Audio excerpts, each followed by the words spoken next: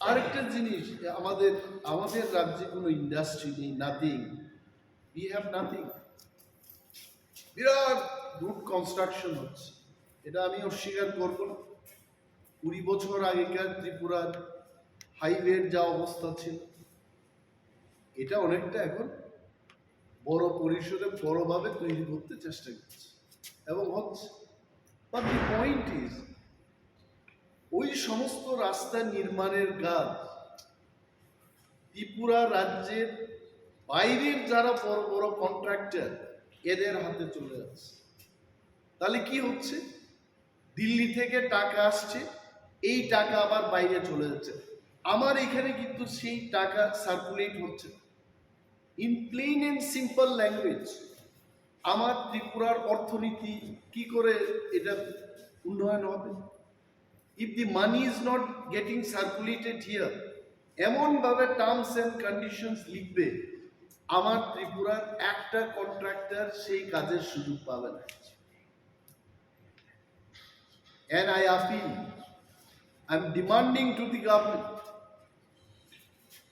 যত বড় বড় কাজ হচ্ছে এই কাজে আমার ত্রিপুরা রাজ্যের কন্ট্রাক্টর যারা বহুদিন ধরে এই ত্রিপুরায় কাজ করে আসছে, there are so many experienced first class contractors, they also can build this road. এই বাইরের যে কোম্পানিগুলো কাজ নিয়ে আমার ত্রিপুরার লোকদের দিয়ে কাজ করাচ্ছে, কিন্তু যে বেনিফিটটা, বৃহৎ অংশের যে লাভ, এই লাভটা বাইরে নিয়ে চলে যাচ্ছে। whereas this money would have come in the hands of Tripura contractors.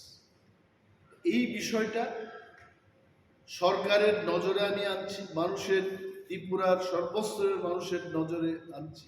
and this is my demand, যে এই কাজে আমাদের ত্রিপুরা রাজ্যের যারা কন্ট্রাক্টর তারাও যেন এই কাজ পায়।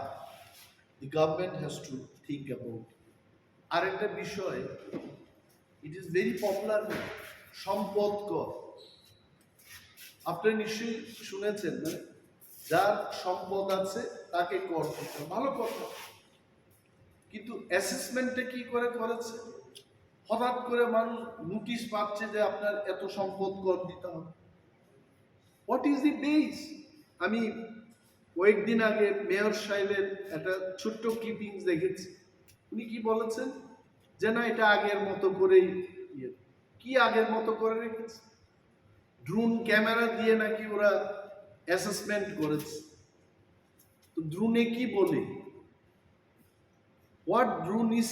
আগরতলা কি এত বিশাল সিটি যে এখানে ড্রোন দিয়ে, ক্যামেরা দিয়ে সার্ভে করে ড্রোন যা বলে তার উপর সম্পদ কর হবে? এবং এটা করতে গিয়ে যারা সরকারি দোকানে বসে যারা ব্যবসা করছে তাদেরকেও বলা হচ্ছে সম্পদ কর।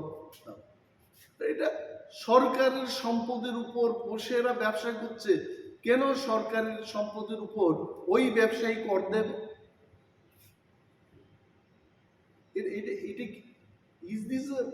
এটা কি স্বচ্ছ ত্রিপুরা? কি বলে স্বচ্ছ ত্রিপুরা, এক ত্রিপুরা, শ্রেষ্ঠ ত্রিপুরা? শ্রেষ্ঠ ত্রিপুরার কি চিত্র? আমি সাংবাদিক সম্মেলনটা করছি কারণ অনারেবল চিফ মিনিস্টারকে সম্মান দিয়েই বলছি। উনি প্রথম মুখ্যমন্ত্রী যিনি বহু ক্লাব ভিজিট করে ক্লাবের সাথে ভালোভাবে উনি যুক্ত আছে, এটা ভালো। বাট রাজ্যের মানুষের সার্বিক স্বার্থকে নিয়ে আরো বেশি চিন্তা ভাবনা করা উচিত। এই সম্পদ কর কেন বৃদ্ধি হচ্ছে, কেন নেওয়া হচ্ছে, কেনই বা সরকারি সম্পদের উপর বসে যারা ব্যবসা করছে এদের কাছ থেকে সম্পদ কর নেওয়া হয়? He must explain, he must see all this. এই কারণে আজকে এই প্রেস মিটটা করলাম। আর আগে ট্রাইবাল ওয়েলফেয়ার ডিপার্টমেন্ট থেকে বনস্থলীতে উপজাতি বা টিপ্রা ছেলে মেয়েদের পাঠানো হতো, সেখানে ফ্রি ট্রাইবাল ওয়েলফেয়ারের মাধ্যমে লেখাপড়া করানো হতো এবং অনেকেই মাস্টার ডিগ্রি করে পিএইচডি করে ত্রিপুরা ইউনিভার্সিটি বিভিন্ন কলেজগুলোতে প্রফেসরশিপে কাজ করছে, হঠাৎ করে এটা বন্ধ করে দিয়েছে। What is the reason? 20 বছর আগে 15 বছর আগে যদি সেটা করা যায়, আজকে তো মোদিজির সরকার।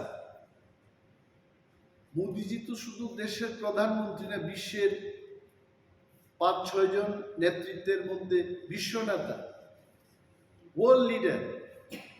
ওনার আমলে তো টাকার কোনো প্রবলেমই নেই।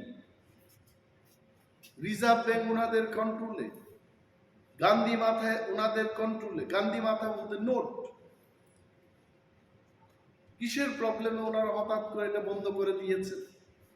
আমি দাবি জানাচ্ছি, সরকারের দৃষ্টি আকর্ষণ করে বলছি যে বনস্থলীতে এসটি ছেলে মেয়েরা যেন আবার পড়াশোনা করতে পারে সেই ব্যবস্থা চালাচ্ছে। Thank you so much.